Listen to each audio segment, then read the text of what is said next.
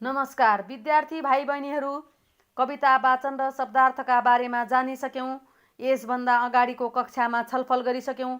अब विद्यार्थी भाइ बहिनीहरू, आज हामी सन्तुष्टि कविताका प्रत्येक श्लोकको अर्थबोध र कविताको भावबोधका बारेमा जानकारी लिँदैछौँ। सन्तुष्टि कविताका रचनाकार भरतराज पन्त हुन्। उनको कविताको पहिलो श्लोकदेखि अर्थबोध सुरु गर्ने, त्यसै कारण अब तपाईहरू ध्यान दिएर सुन्नुहोस् है त। खाने त एकै पेटै हो, त्यसैले टम्म हुन्छु म। लाउने एक जोरै हो, त्यसैले गम्म हुन्छु म। खाने त एक पेट हो, जति धेरै 84 व्यञ्जन भए पनि, जति नै धेरै कपडा भए पनि लगाउने एक जोर मात्रै हो। जमिन 3 हातैको, सुत्नलाई प्रशस्त छ। घाम पानी सके ओत्न, झुपडी मग्न मस्त छ। सुत्नलाई जति धेरै जग्गा जमिन भए पनि हामीलाई 3 हात जमिन भए पुग्छ। त्यस्तै झुपडी भए पनि हामीलाई आनन्दित अथवा मग्न मस्त हुन्छ। स्वावलम्बी सके बन्न कुनै चाहिन्न नोकर। सर्वत्र जाँगरै तातोस् कसले लाउने कर। आत्मनिर्भर भयौँ भने काम सघाउने नोकरको आवश्यकता नै पर्दैन। त्यस्तै जाँगर चलाएमा कसैले कर लगाउनै पर्दैन भन्ने आशय हामी तेस्रो श्लोकमा प्राप्त गर्न सक्छौँ। सीमा विलासको छैन, स्वाद छैन गिलासको। खाँचो छ एउटै मात्र, मित्रताको मिजासको। सीमा विलासको छैन, मोज मस्ती गर्नेलाई कुनै सीमै हुँदैन। त्यस्तै गिलासमा भएको पदार्थको पनि कुनै सीमा हुँदैन। संसारमा खाँचो छ त मात्र मित्रताको, खाँचो छ त मात्र मिजासको। राम्रो बोली बोलेर बाँच्नुको जीवनमा महत्त्व छ भन्ने भावना हामी प्रस्तुत श्लोकमा प्राप्त गर्न सक्छौँ। समेटी घुस अन्याय, चाहन्न म धनी हुन। आँखा छली परीक्षामा, चाहन्न इलमी हुन। घुस अन्याय अत्याचार गरेर अरूलाई फसाएर कमाएको धन सम्पत्ति, कमाएको केही महत्त्व छैन। त्यस्तै चोरेर इलमी बन्नुमा पनि कुनै अर्थ छैन। नखाई सञ्चिता गर्ने लोभीको चैन छैन रे। खाएर नगरे काम अर्को पापी हुँदैन रे।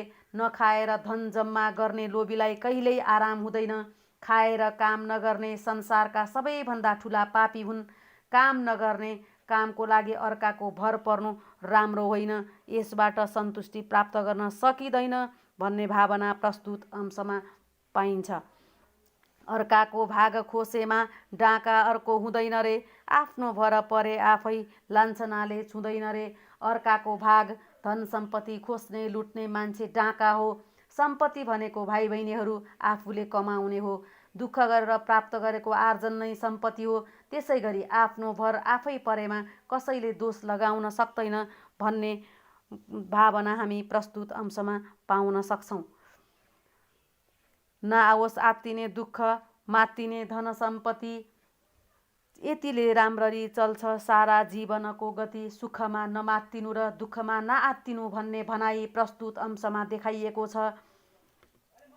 दुःखमा पनि हामीले सहन सक्नुपर्छ। सन्तोषम परमम सुखम भन्ने भनाइलाई जीवनमा लिन सक्यौँ भने अवश्य पनि हामी सुखी हुन्छौँ र जीवनमा सन्तुष्टि प्राप्त गर्न सक्छौँ। छन् आँखा दुईटा हाम्रा, हेर्नुपर्छ दुवैतिर। कान छन् दुईटै हाम्रा, सुन्नुपर्छ दुवैतिर।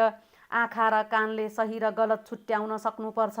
दृष्टिभ्रम नपरोस्, श्रुतिभ्रम नपरोस्, सही र गलत छुट्याउन सक्नुपर्छ भन्ने आशय हामी 9औं श्लोकमा पाउन सक्छौँ। चिनो सुगन्ध दुर्गन्ध, नाकका दुई प्वालले। जिब्रो एकै कुरा खोलोस्, मर्म जानेर ख्यालले। नाकले सुगन्ध र दुर्गन्ध छुट्याउनु पर्छ। अवस्था स्थान परिस्थिति विचार गरेर मात्र जिब्रोलाई चलाउनु पर्छ, खोल्नु पर्छ। विषयको मर्म र गम्भीरतालाई विचार गरेर मात्र जिब्रो खोल्नुपर्छ भन्ने भावना हामी प्रस्तुत अंशमा पाउन सक्छौँ।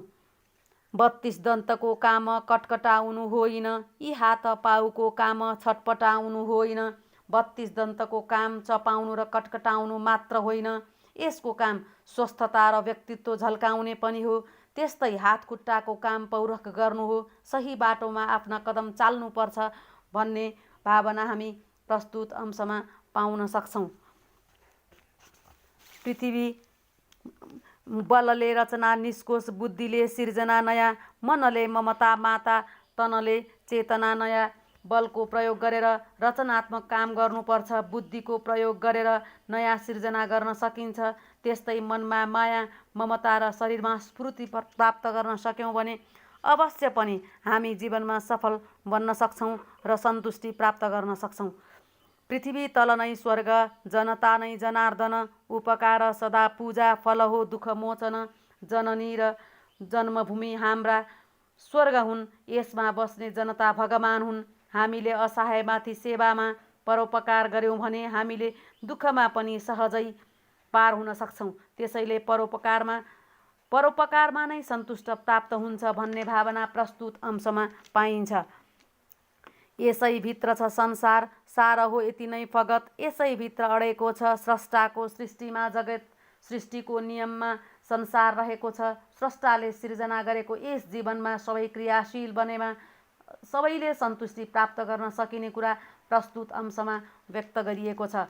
विद्यार्थी भाइ बहिनीहरू, आज हामीले कविताका बारेमा छलफल गऱ्यौँ। पक्कै पनि जीवनमा सन्तुष्ट प्राप्त गर्न के गर्नुपर्छ भन्ने मार्मिक विचारहरू बुझ्यौँ। अब तपाईँहरूले पनि कविताका प्रत्येक श्लोकको अर्थबोधसँगै भावबोधका लागि पनि अभ्यास गर्नुहोला है त। आजलाई यति नै, धन्यवाद।